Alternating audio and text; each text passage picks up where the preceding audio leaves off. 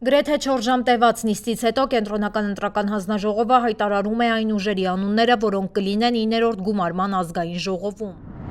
ԿՀ-ի 3 ուժեր են անցել խորհրդարան, ՔՊ-ն 64 մանդատով, Ուժեղ Հայաստանը 29 մանդատով, Հայաստան դաշինքը 12 մանդատով։ Ընդդիմադիրները բոյկոտել ու դուրս են եկել նիստերի դահլիճից, երբ Վահագն Հովակիմյանը հայտարարել է, թե 3 ընտրատեղամասում քվեարկությունների արդյունքներն անվավեր ճանաչելը չի ազդում ընդհանուր արդյունքների վրա։ ԿՀ նախագահն հայտարարել է, թե եթե համաձայն չեն ընդդիմադիր ուժերը քվեարկության արդյունքների հետ, կարող են սահմանադրական դատարան դիմել։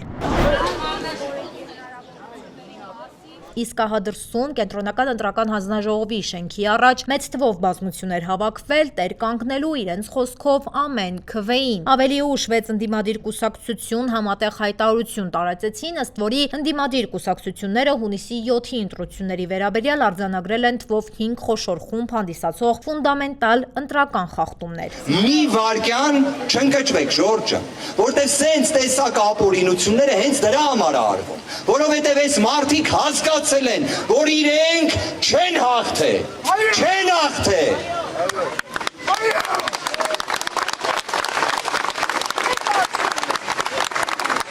Իսկ ՔՊ-ի, ԿՀ-ին մի հատ էլ կասենք, ուղղակի մարդկայնորեն ինչքանով որ դա հնարավոր է, ամոթ։ Կենտրոնական ընտրական հանձնաժողովը միայն այսօր է պարզաբանում, թե ինչու վերաքվեարկություն չի նշանակել։ Պատճառը ըստ Հովակիմյանի այն է, որ հանձնաժողովը որևէ տեղամասում քվեարկության արդյունքներն անվավեր ճանաչելուց հետո չպետք է ավտոմատ կերպով նշանակի վերաքվեարկություն։ Մասնակի վերաքվեարկության դեպքում ըստ ԿՀ-ի առաջանում է հետևյալ խնդիրը. հիմնական քվեարկության մասնակցած ընտրողները քվեարկել են այն պահին, երբ ընդհանուր արդյունքը հայտնի չէր։ Նրանք չգիտեին ով է առաջատար, քանի ձայնի տարբերություն կա, որ ուժը կհաղթահարի շեմը կամ իրենց քվեն ինչ ազդեցություն կունենա վերջնական արդյունքի վրա։ Զրկեցին վերաքվեարկությունից 3 իրենց կողմից, տենց որոշված ընտրատարածքների քվեարկությունները չեղյալ համարել։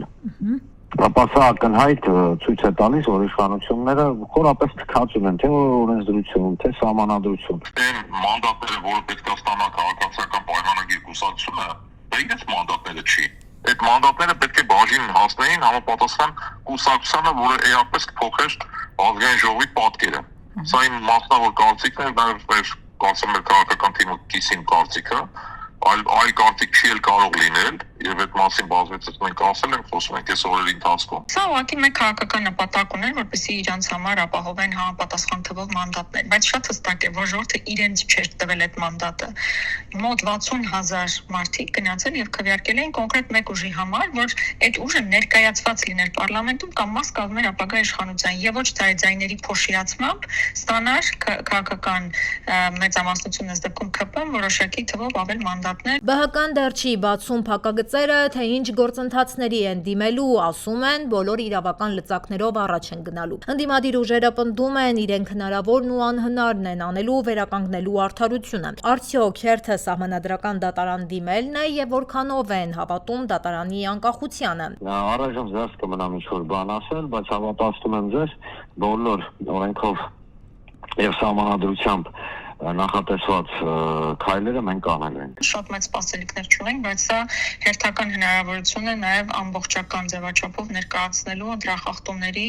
այն ծավալը, որ եղել է անցնող օրերի ընթացքում, անցնող մեկ ամսվա ընթացքում եւ դրանից առաջ։ Քաղաքական ինտրիգը դեռ պահպանվում է, ընդդիմադիր ուժերը դեռ չեն հստակեցրել կվերցնեն իրենց մանդատները, թե ոչ։ Առաջիկա օրերը ցույց կտան, թե ինչպիսին կլինի նոր քաղաքական դասավորությունը եւ ինչպես կձևավորվի հետընտրական գործընթացը Հայաստանում։